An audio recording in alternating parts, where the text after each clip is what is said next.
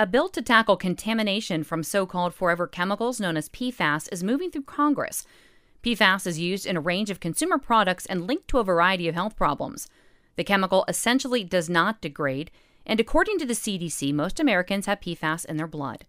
Senior Toxics Policy Advisor for the Sierra Club, Sonia Lunder, explains that PFAS contamination has been on the radar of environmental advocates for decades, but federal regulators didn't start paying attention until the turn of the century, when evolving research uncovered the prevalence of chemicals. It's been maddening for environmental advocates because PFAS chemicals are used so widely in things like microwave popcorn bags or to make fabric stain resistant. However, the chemicals in the environment build up in our food, they're in the water we drink, they linger in our body for years. A recent study detected PFAS at nearly 70 sites in Ohio.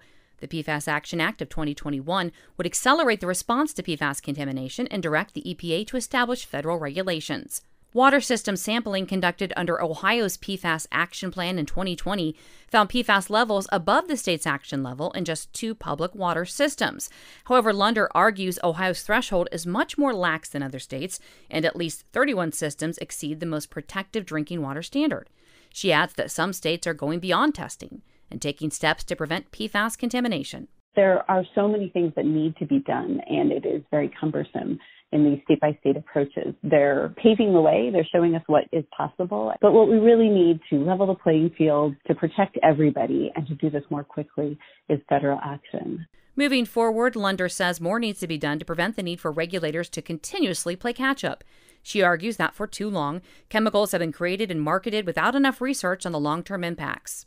Until we have a much better integrated system using better judgments and more precautionary view, we're going to continue to find that these pollutants are widespread in the environment, impacting everyone and costing us an incredible amount of money.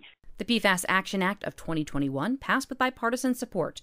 Mike Turner of Dayton was the only Ohio Republican to vote in favor. This is Mary Sherman for Ohio News Connection. Find our 8 trust indicators to support transparency and accuracy at publicnewsservice.org.